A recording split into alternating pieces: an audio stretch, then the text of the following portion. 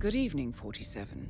Your target is Sully the Crusher Bowden, a former middleweight champion. Known for his short temper and sudden bouts of rage, he has always been a ticking time bomb. Unpredictable and unruly in the ring, he finally crossed the line when he killed an opponent during a match. He showed no signs of remorse and was found guilty of first-degree manslaughter. However, he managed to flee the country and has since been on the run, making a living setting up illegal fight matches that are closer to death matches. Bowden has a lot of blood on his hands. The grieving family of the victim have reached out to us for closure, and after an extensive search, we've tracked him down in Chongqing.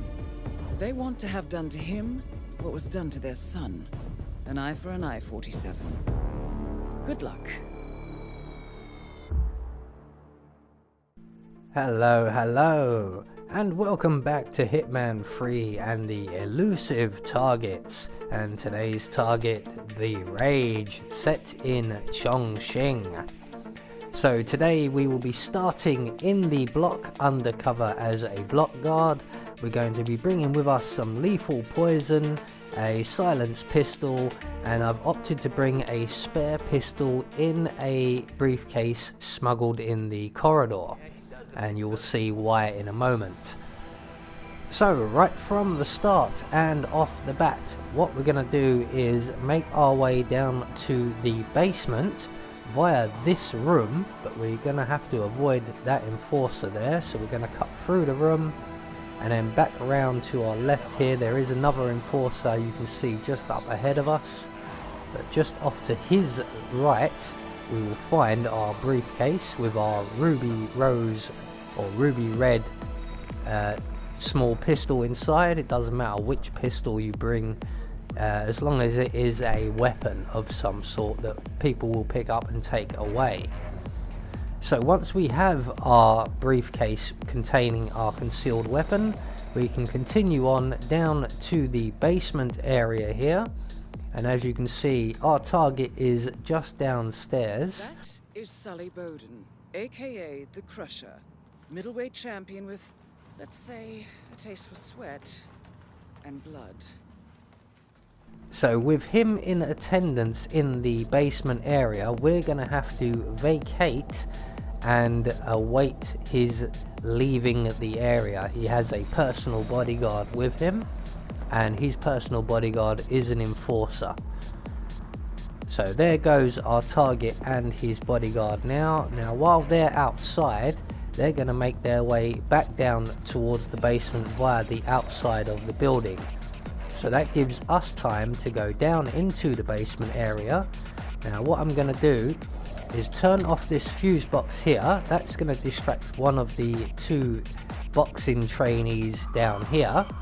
And we're going to drop our spare pistol on the floor. You can use your silenced pistol if you so wish, but I am very reluctant to give up my gold baller. So as you can see, this has not worked out perfectly for me, because the second geezer down here, currently doing chin-ups, failed to notice the gun, and now the fuse box is back on. But that's not a problem, because the gentleman here who has just turned back on the fuse box will go downstairs and spot the gun. And as soon as he spots the gun, we're going to turn off the fuse box again and attract the attention of the other gentleman in this area. Now our target, our primary target, has just made his way into the courtyard beyond the doors ahead of us, and will be entering into this room shortly. So once one of the gentlemen has taken the gun away and the other is attending the fuse box, we can now add our lethal poison to the drugs on the table there, and when our target does reappear, he will take those drugs and suffer the consequences. So the gentleman dealing with the fuse box has returned to his normal routine, and the gentleman who was supposed to be dealing with the fuse box, who actually dealt with the gun in the end, is now also returning to his routine. So we're just going to wait right here, because our target's enforcer will stand at the bottom of these stairs. There he is. And there is our target sitting down on the sofa. So we're going to get ourselves a better view here. And in a moment our target will stand up and approach the table, and we can then watch him suffer the consequences of leading a bad life. Says the man who kills people for a living, for money.